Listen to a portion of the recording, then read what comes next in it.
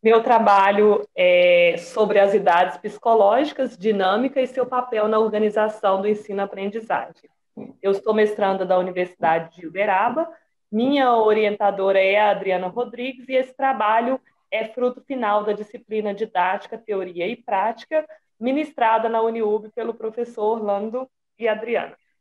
Bom, o presente trabalho ele é de cunho qualitativo, conceitual e bibliográfico.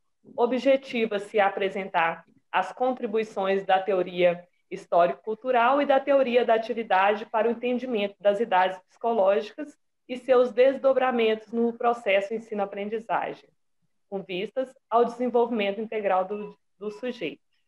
Tal desenvolvimento se mostra fundamental para as ações educativas que são desenvolvidas no âmbito do contexto educacional e na formação de professores que atuam no segmento da educação infantil.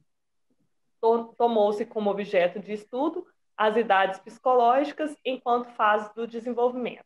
Então, nesse trabalho, a gente buscou investigar, né, a idade infantil, a adolescência e essa transição aí que é tão importante, que tem os picos, né, de crises. Então, de acordo com os investigadores trabalhados no texto, é muito importante na idade infantil a formação da personalidade. Então, é o foco fundamental.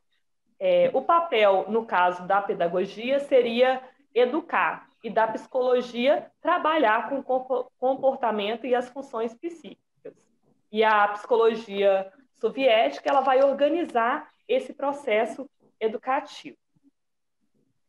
A pesquisa bibliográfica foi realizada a partir de textos selecionados de autores da teoria histórico-cultural e teoria da atividade, como Vygotsky, Leontiev, Elcone, Lídia Bozovich, Laura Domingues Garcia.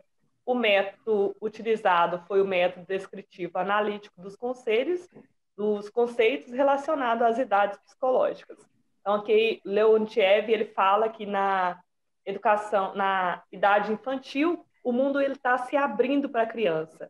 Então, é muito importante essa chegada da criança na escola. Então, respeitar, porque essa transição, ela nem sempre ela vai ser fácil.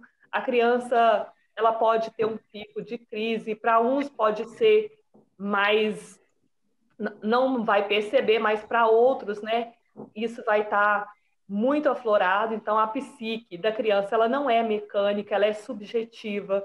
E, para isso, precisa de uma sistematização das atividades, conforme propõe Leontiev.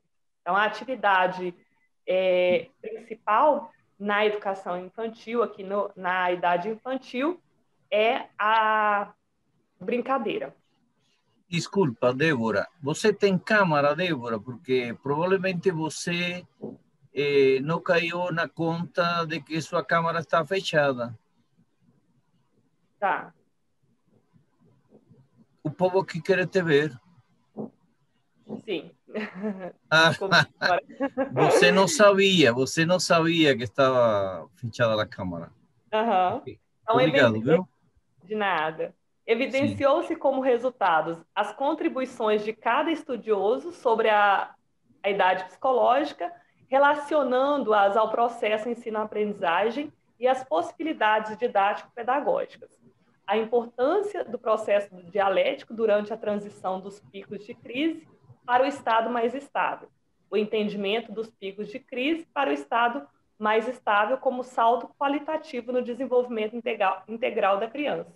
Então, é muito importante levar em conta esse período, né, essa periodização, que é o período de transição da criança. O Cone ele vai tratar muito dessa questão quando ele diz respeito às experiências práticas, né, que é um espaço de construção de sentidos e para tentar resolver problemas da vida cotidiana. Então, durante esses picos de crise, é muito importante, né, essa mediação que o professor venha fazer. E Bozovich, ela traz para a gente a contribuição da importância do diálogo, que deve ser um trabalho que respeite o nível de consciência que o aluno tem nesse período.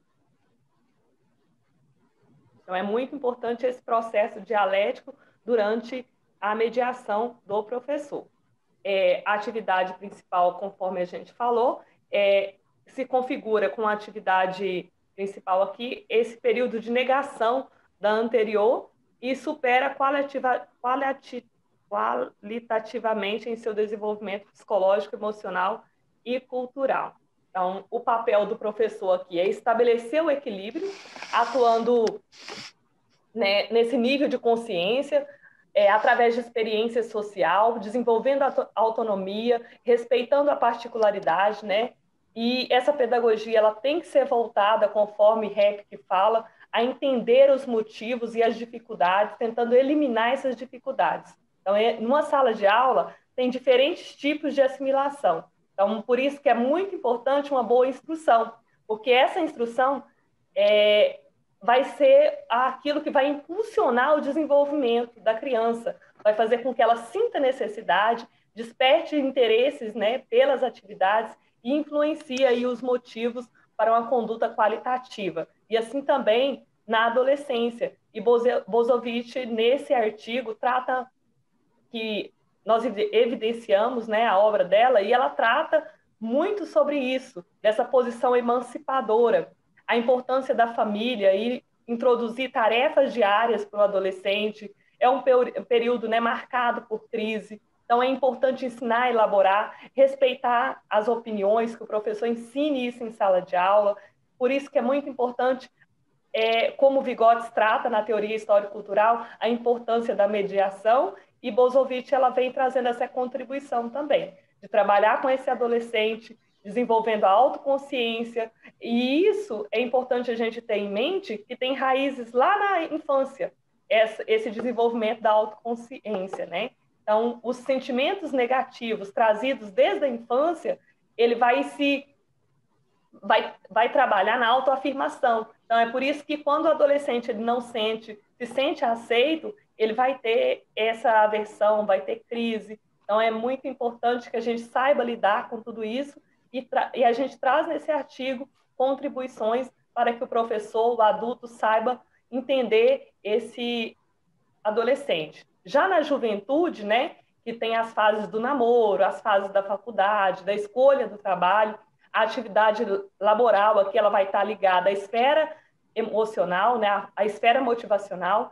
Então, o nível de abstração ele já é maior, então tem um alto nível de generalização. A atividade de estudo aqui ela é mais cognitiva, é conciliada ao trabalho, e essa busca pela competência, pelo autoprofissionalismo, essa autoafirmação, na juventude ajuda, né, com que esse sujeito ele se desenvolva e se autoafirme como sujeito, tendo um salto qualitativo para a sua personalidade, na formação da sua personalidade.